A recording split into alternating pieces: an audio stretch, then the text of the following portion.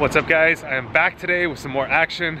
I'm not gonna lie, we lost, not smashed. We lost 2 buy-ins, but it's frustrating, you know? Like, you just get back a couple days in, first time playing 300, 600, and I lost. I put it in behind too, which kind of sucks.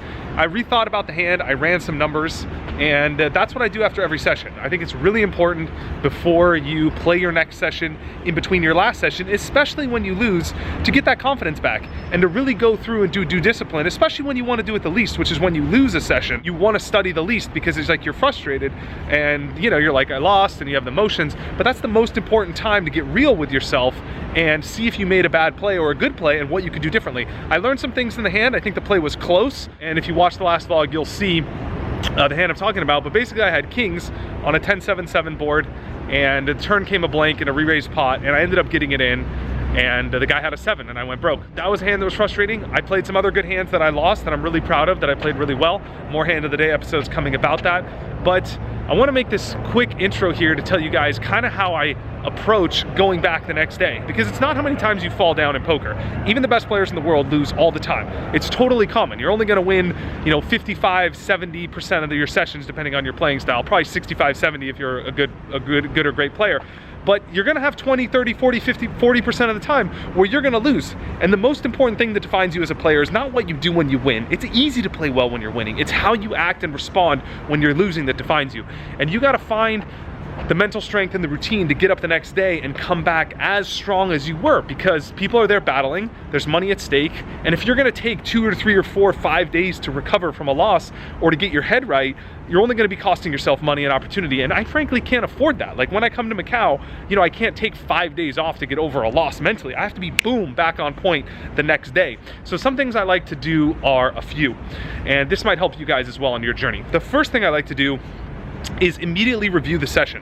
So I talked to you about that hand. I go home and I run an analysis on Poker Cruncher. There's a video on my YouTube called The Best Way to Study Poker, and you could watch that for the exact process I do, or if you want my exact step-by-step process for how I do this, you can subscribe to consciouspoker.com, and I'll send you everything for free, and I'll show you exactly how I go through this process of reviewing hands after sessions that make me a better player. It kind of is a way of like letting it out.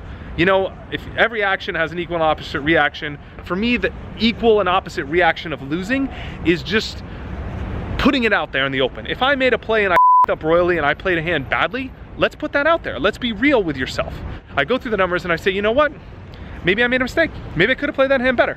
I'm human, and next time I'm gonna be better. I tell myself how I wanna think, how I wanna feel, how I wanna perform, and I come back mentally stronger. So a lot of you guys have side hustles that you're working on, you have things you wanna do, you have bucket list items, whatever it is, find some time to spend doing that activity, get off social media, get off Netflix, and find some time to do something constructive that you're building, and that feeling of productivity gives you confidence, and that's what you need. You need to take that confidence that's instilled in you and go back to the table. The next thing I like to do is work out and exercise. That's really important. That's the anchor and the crux of me being in a great state of mind and mental space to play poker. And the last thing I like to do is meditate. That's another habit I've adopted that is super helpful to me, and I do that every day, and that really helps me just stay present, stay focused, and get back to playing my A-game poker. I have prepared to be lucky today by putting myself in the best state of mind and the best mindset to win at poker. Let's go see what the table brings, and I'll keep you guys posted. So I went into the poker room, put my name on the list, and they told me the game would start in about an hour. So I went outside and I filmed a couple of YouTube videos, hand of the days, and interesting hands that I played over the past couple of days while I was out here.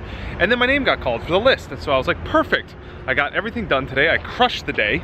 I was up and working for like 7 hours, and I was like, perfect. Now I have the free rest of the afternoon to play poker. So I get in the game and I walk in, and there's 2 VIPs like sitting down right away at the 300, 600 game, and I'm ready to go. And I sit down and I'm like, wow. I've been going non-stop all day, and you know, creating content, sharing content, doing it a YouTube live and like stuff in the morning, and I'm just like, man, I'm kind of beat. Like, I feel like I could play in this game if I forced myself, and maybe I could play like A-, B+ poker, but I didn't have that extra that, you know, you have when you're just in the zone and you're feeling your best. And so I was like, you know what, I'm gonna make a mature decision that I haven't made in the past, that has cost me, and I'm just not gonna play. And I'll get another opportunity. There'll be games tomorrow, there'll be games the next day, there'll be games the next trip, there'll be games next year. And so as much as I love playing and wanna play, I have to be honest with myself that I'm one person doing different things. I'm channeling my energy into my brand and my business, and playing poker and competing on a high level, and coaching poker as well. You know, sharing my journey is as fulfilling to me as experiencing it. And so, like, I love creating content so much that I don't want to give that up. And to be honest, like, my poker playing has a lot more meaning when I know that I'm going to be sharing the hands I played, or sharing my experience, or the lessons, or the things that I've learned to help other people like yourself on your journey. But I really wanted to give you an insight into just my mind and my thought process, and the real-time updates of what it's like to be here. I think it's important to just kind of be in touch with yourself and what you're feeling at all times. So many people force themselves to play when they're stuck, when they're losing, when they're tired, and those are when the worst things happen. So if you could just avoid those 20% of the sessions where you know you shouldn't even be there in the first place, and then you inevitably end up losing like 80-90% of the time because you're not going to play your best, or you're going to make a move that you shouldn't have made. If you could just avoid those 20%, how much better and more successful would you be as a poker player?